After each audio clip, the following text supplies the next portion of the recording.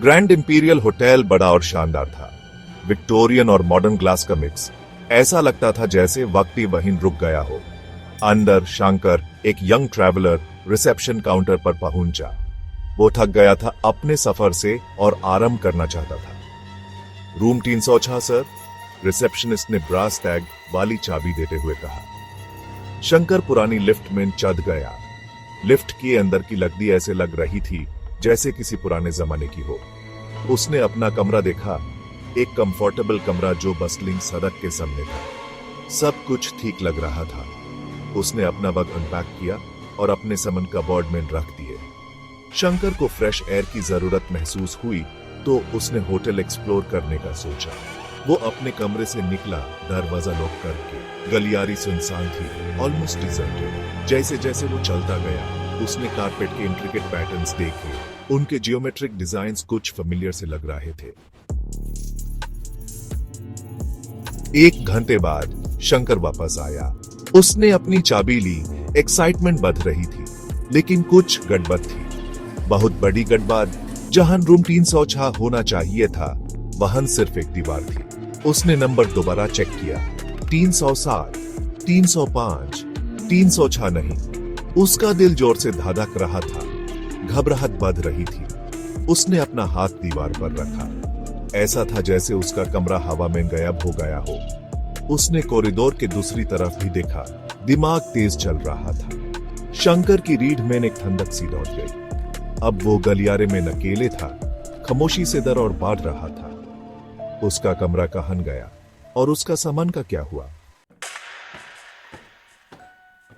जवाब ढूंढने के लिए शंकर रिसेप्शन पर भागा। वही रिसेप्शनिस्ट मिली। अब उसकी मुस्कान की जगह कंफ्यूजन थी। एक्सक्यूज मी, शंकर हकलाया। मेरा कमरा रूम 306 गायब है।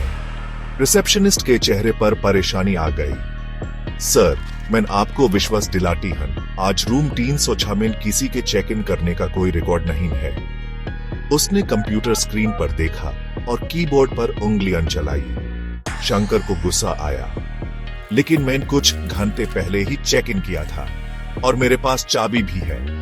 उसने चाबी काउंटर पर पटकी। रिसेप्शनिस्ट की आंखें चौड़ी हो गई।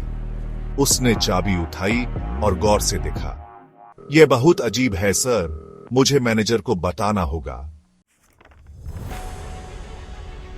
सेक्शन 4 पैटर्न में एक क्लू रहस्य और गहरा होता है। मैनेजर, एक सख्त आदमी, ने शंकर की बात ध्यान से सुनी। उसने चाबी देखी। चेहरे पर कोई भाव नहीं था। आपको तकलीफ के लिए खेद है सर, उसने कहा, लेकिन मैं आपको विश्वास दिलाता हूं, इस होटल में कभी भी 306 नंबर का कमरा नहीं रहा। शंकर हैरान रह गया। क्या वो पागल हो रहा था? उसने कारपेट को देखा। उसके जियोमेट्रिक पैटर्न्स घूमते हुए लग रहे थे और तभी उसने कुछ देखा।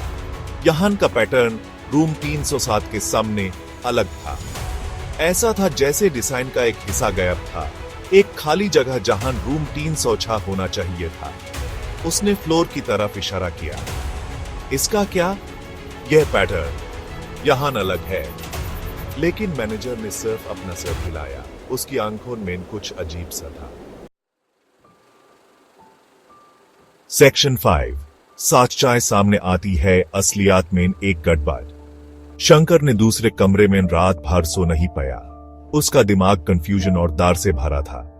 अगली सुबह जवाब ढूंढने के लिए वो गलियारे में वापस आया। उसने खाली दीवार को देखा, कारपेट के गायब हिस्से को देखा और फिर उसने कुछ और देखा। एक हल्की सी आवाज, ऑलमोस्ट इम्परसेप्टिबल, दीवार से आ रही थी जहां रूम 306 होना चाहिए था। उसने अपना कान दीवार से लगाया, ध्यान से सुना। आवाज तेज होती गई, एक अजीब रिदम के साथ। ऐसा था जैसे दीवार खुद जिंदा हो, अपने पीछे कोई राज छुपिए हुए। अचानक शंकर को एक अजीब एहसास हुआ। उसके प्यूर शरीर में झंझनाहट होने लगी और आसपास की गलियारी हिलती हुई सी लगने लगी। आवाज और तेज हो गई और फिर एक तेज रोशनी के साथ सब कुछ अंधेरा हो गया।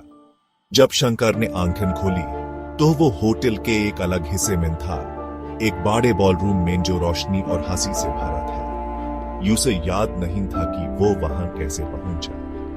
क्या यह सब एक सपना था या वो किसी और अजीब चीज से टकरा गया था? असलियत में एक गड़बड़। रूम 306 का रहस्य लगता था अभी शुरू ही हुआ था।